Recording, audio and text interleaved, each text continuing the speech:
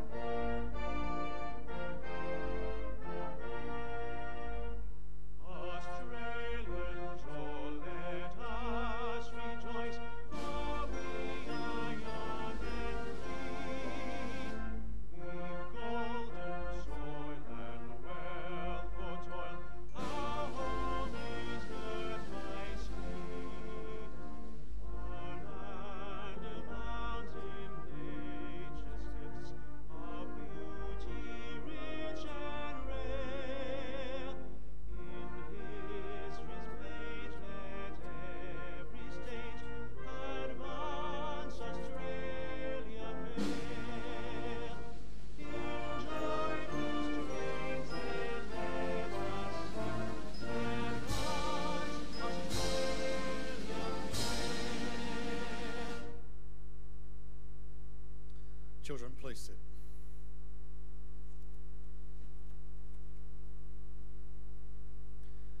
The Australian War Memorial was the vision of Charles Bean, Australia's First World War official historian. Bean landed with the Australian troops on Gallipoli and stayed with them at the front through to the end of the war. The idea of this national memorial and museum came to him at Pozières, France, in the depths of the bloody fighting of 1916. Bean's idea was that this would be a place where families and friends could mourn their loved ones buried in faraway places.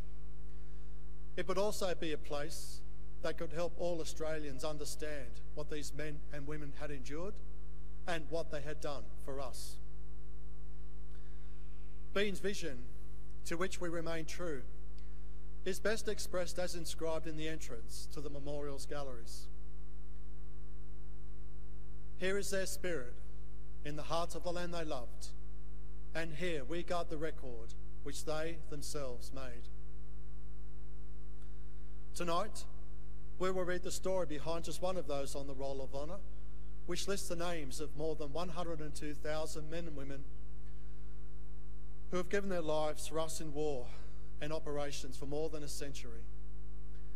But first, we present a lament, Flowers of the Forest. Wreaths or floral tributes will now be laid at the base of the Pool of Reflection.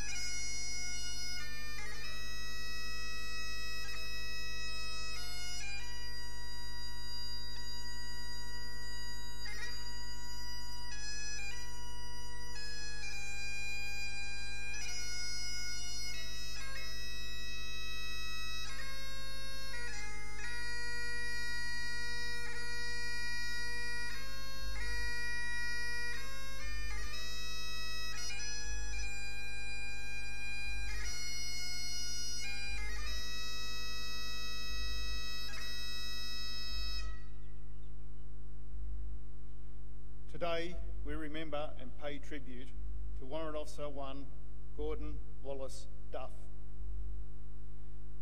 Known to friends and family as Bill, Gordon Duff was born on the 15th of February 1915 in the Western Sydney suburb of Auburn, one of 6 children of Alexander and Rose Duff. Alexander Duff worked for many years for the Department of Railways in Sydney and around New South Wales. In 1936, after 2 years as the station master at Kempsey on the state's north coast, he transferred to Corrimal, where he became the station master, with his family living in the station residence. When the Second World War broke out in September 1939, Duff was 24 years old, working as a labourer and living in the family home. He volunteered for the 2nd Australian Imperial Force on the 20th of October, just a few weeks after war had been declared. For an unknown reason, on his attestation papers, he stated he was born in Auckland, New Zealand, not Auburn. Duff joined the 2nd 3rd Battalion, part of the newly raised 6th Division, when the battalion was formed in Sydney. In January 1940, the division sailed for the Middle East. After a year of hard training, in January 1941, the division spearheaded the British advance from Egypt into Libya, capturing the Italian fortresses of Bardia and Tobruk. Duff must have demonstrated leadership and maturity, as he was promoted to acting corporal in July 1940, then acting sergeant in January 1941. In March 1941, the 6th Division began moving from the Western Desert to Greece, where it joined the New Zealand Division and British troops. The 2nd 3rd Battalion arrived in Greece in mid-March and was sent to the country's north. The Germans invaded Greece in early April, forcing the Commonwealth and Greek defenders to withdraw. The 2nd 3rd Battalion was heavily involved in the blocking action at Tempe Gorge, or Pinios, on the 18th of April. But the campaign ended a week later in defeat and evacuation for the Commonwealth troops. In June and July, the main body of the 2nd 3rd Battalion fought against the Vichy French in Lebanon during the Syrian campaign. The battalion fought around Damascus in an unsuccessful effort to secure Jebel Mazar, as well as in the climatic Battle of Damour. Having fought in 3 campaigns, Duff was an experienced combat veteran. He continued to be promoted regularly and was a Warrant Officer Class 1 by the end of the year.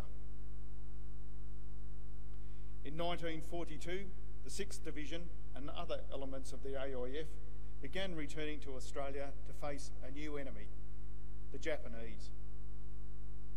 On the way home, the 2nd 3rd Battalion spent close to 3 months as part of the force garrisoning Ceylon, now Sri Lanka. The battalion returned home in August, but its time on Australian soil was fleeting. Because of the worsening crisis in Papua, where the Japanese were pushing along the Kokoda Trail, elements of the 6th Division, including the 2nd 3rd Battalion, were sent to Port Moresby in September. With little time to acclimatise, the battalion reinforced the Australian advance along the Kokoda Trail. From the 22nd of October, the battalion became involved in a major action at Eora Creek. Fierce fighting continued for days.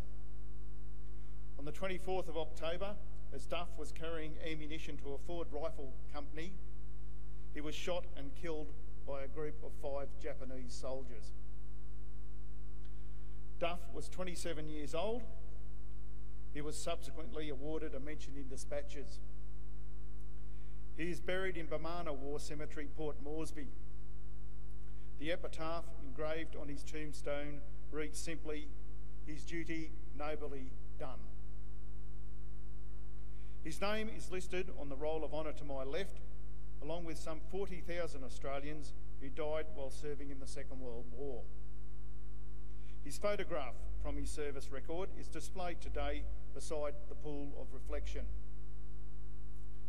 This is but one of the many stories of service and sacrifice told here at the Australian War Memorial.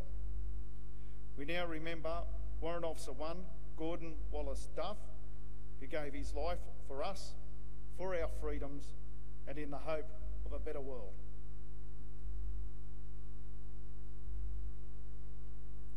Please stand for the ode and the sounding of the last post.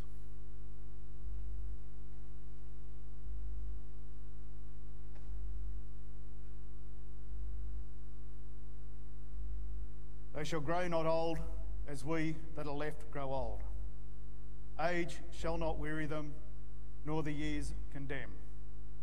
At the going down of the sun and in the morning, we will remember them.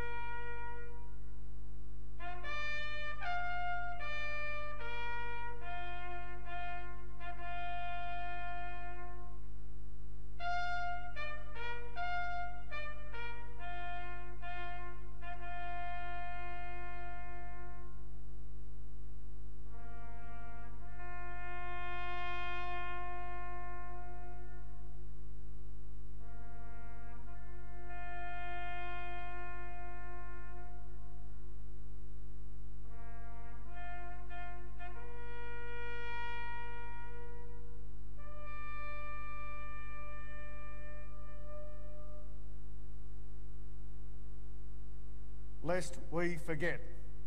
Lest we forget.